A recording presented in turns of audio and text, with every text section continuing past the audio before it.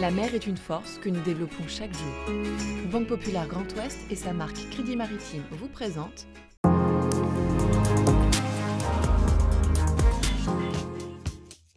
Bonjour et bienvenue dans Ma Planète Bleue, le magazine sur l'océan et ses enjeux. Au programme de ce nouvel épisode, un numéro entier consacré à la route du Rhum destination Guadeloupe, avec bien sûr le départ de la célèbre course transatlantique décalée de 3 jours à cause de la météo. Nous reviendrons également sur les 2 semaines de festivités au village XXL. Et enfin, entretien avec l'association Surfrider, l'ONG partenaire de l'événement. Il était 14h15 le mercredi 9 novembre quand les skippers de la route du Rhum ont franchi la ligne de départ. Un départ reporté de 3 jours pour cause de mauvaise météo. Malgré cela, 138 voiliers ont pris la mer, un record de participation pour cette 12e édition. Le record à battre est celui de Francis Joyon qui en 2018 était arrivé en Guadeloupe en 7 jours, 14h, 21 minutes et 47 secondes. 13 jours d'animation, 70 000 m² de surface, le village de cette 12e édition de la Route du Rhum a attiré beaucoup de visiteurs. Dès le premier jour, le public était au rendez-vous, notamment à l'écluse du Nez, pour l'entrée des bateaux dans le port de Saint-Malo. Et événement inédit, les ultimes ont franchi le passage large de 25 mètres pour des navires larges de 23 mètres. Une petite prouesse technique qui a épaté les spectateurs présents. Je pense que c'est quand même assez impressionnant, on ne voit pas ça tous les jours. Magnifique, c'est exceptionnel, c'est magnifique. Un spectacle, c'est extraordinaire. Pour la première fois de son histoire, tous les bateaux étaient présents dans le port. 138 voiliers, 138 skippers et des milliers de visiteurs très impressionnés. C'est un exploit, quoi. Imaginer un homme seul sur des machines pareilles, ça laisse rêveur. On a du mal à croire qu'ils vont passer tant de temps là-dedans et surtout dans ces conditions, il faut avoir la passion. Si tu n'as pas la passion, laisse tomber, tu ne vas pas faire ça. C'est impressionnant parce que c'est très grand. Quand on voit à la télé, vous dites « Ah mais non, mais c'est petit, ah mais non, mais c'est grand quand même ». Et dans le village, on pouvait aussi profiter de nombreuses animations, conférences et même faire un tour de grande roue.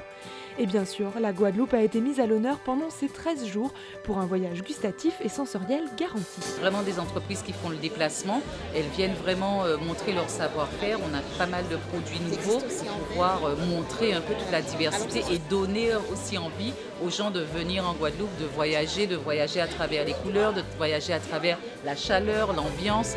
Succès donc pour le village malouin avec un record d'affluence le dimanche 6 novembre pour son dernier jour, puisque près de 120 000 visiteurs ont fait le déplacement.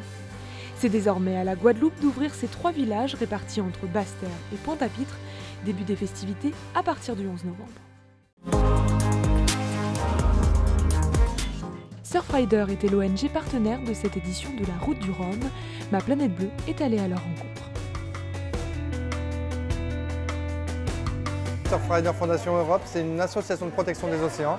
Ça fait plus de 30 ans qu'on existe. On est spécialisé dans tout ce qui est déchets aquatiques, qualité de l'eau, changement climatique. Et voilà, on fait comme dans un événement comme aujourd'hui, on fait beaucoup de sensibilisation avec le public, dans les écoles. On fait du lobby aussi pour faire passer des lois, interdire toute la vaisselle à usage unique par exemple, les pailles, les sacs plastiques, etc. De la sensibilisation et des collectes de déchets bien sûr. La Route du Rhum attend plus de 2 millions de visiteurs, donc forcément pour nous c'est une très belle opportunité de sensibilisation pour sensibiliser beaucoup de public, recevoir beaucoup de public sur nos stands. C'est aussi des échanges depuis des mois avec l'organisation de la Route du Rhum pour des discussions environnementales, RSE, pour améliorer les choses et notamment l'impact de la voile sur l'environnement.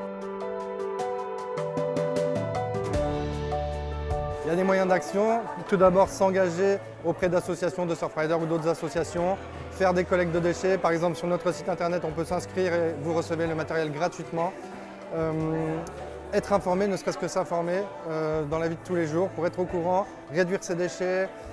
Même si on met bien dans la poubelle, les déchets peuvent se retrouver dans la nature. Donc voilà, réduire ses déchets, s'informer, s'engager. Océan, une plongée insolite.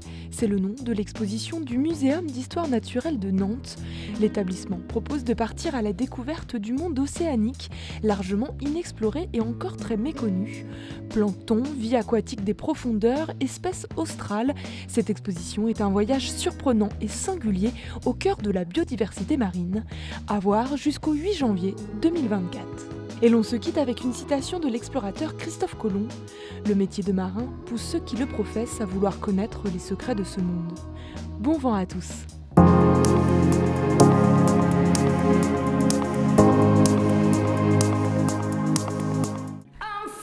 La mer est une force que nous développons chaque jour. Banque Populaire Grand Ouest et sa marque Crédit Maritime vous ont présenté Ma Planète Bleue.